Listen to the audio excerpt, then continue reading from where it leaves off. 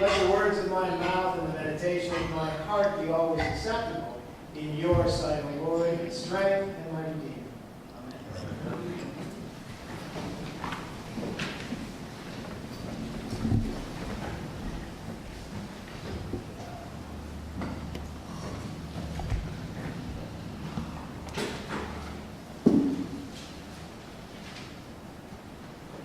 Stories make me think. Here's a good story. It took place in the year I was born, 1955. I'll give those of you newer to the church a minute to work out the math in your head. It's 57. Anyway, back in 1955, the hero of our story would have been called a Negro or colored. Her name was Rosa Parks. And in Montgomery, Alabama, in that year, she did something to make us all think. It was the end of her workday. She was tired. She got on a city bus because she had no car, and she took a seat toward the back of the bus. Back then, in that place, that was called the colored section. And after a little while, the front part of the bus, for whites only, filled up. So the bus driver came back and told Rosa Parks to stand up so that a white person could sit. Rosa Parks refused. The driver started to swear at her. Then the driver called the police and had her arrested. And that was the beginning of the nonviolent resistance movement in that city against segregation on the buses. It became part of the process that knocked down the walls of segregation. No more whites-only drinking fountains. No more whites-only sections of the bus. Years later, they interviewed Rosa Parks, who had not been an outgoing, fiery leader of the civil rights movement. They asked her, why did she refuse to give up her seat? She said it was because of her mother and because of her church. I was brought up in church to believe in freedom and equality and that God designs his children to be free. Stories make me think that Rosa Parks have the words of St. Paul to the Galatians in mind. There is no longer Jew or Greek.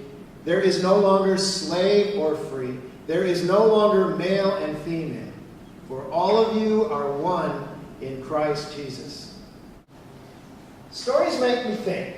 Here's an interesting story. This one is a little embarrassing because it's about one of us, an Episcopalian. A bishop, in fact. His name was Leonidas Polk, and he lived in the 19th century. Bishop Polk was a slave owner, and he was not a small-time slave owner. At one point, he owned 400 black slaves. When the Civil War broke out in 1861, Bishop Polk joined the Confederate Army. He lived and he died as a general in that army, fighting for the right of white men to own black slaves. Stories make me think, did Bishop Polk ever preach on these words from Paul's letter to the Galatians? There is no longer Jew or Greek. There is no longer slave or free.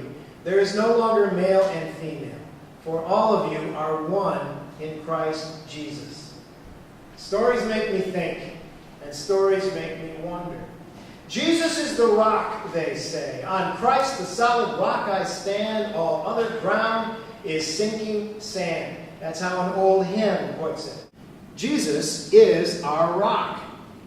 What is our rock like? Well, he invited all sorts of people into his company.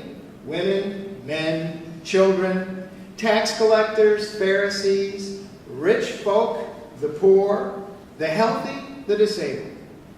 He was a friend to someone everyone else hated, Zacchaeus. He made time for a wealthy member of the elite, Nicodemus. He allowed himself to be interrupted by a group of mothers who wanted a blessing for their children. He saved a woman's life from execution for adultery. He had female disciples like Susanna, Joanna, and Mary Magdalene. He touched people with the untouchable illness of leprosy and healed them. To Jesus, it makes no difference who you are. To Jesus, it makes no difference where you come from. To Jesus, it makes no difference what you have. Jesus is the rock. Now, the church can use that rock to whack people, and it has done so. The church can use that rock to build walls, and it has done that. The church can use that rock to build fortresses to keep people out, and it has done that too. But that's not the only way to use rock. You can use rock to build roads, and the church has done that. You can use that rock to build a path, and the church has done that. You can use rock to pave the way, and the church has done that too. Stories make me think. With rock, you can build a fence, or you can build a road. With rock, you can build a wall, or you can make a path. With rock, you can build a fortress to keep people out, or you can pave the way to allow them in. It's all in how you use the rock. Stories make me think, how am I going to deal with this rock? And how about you?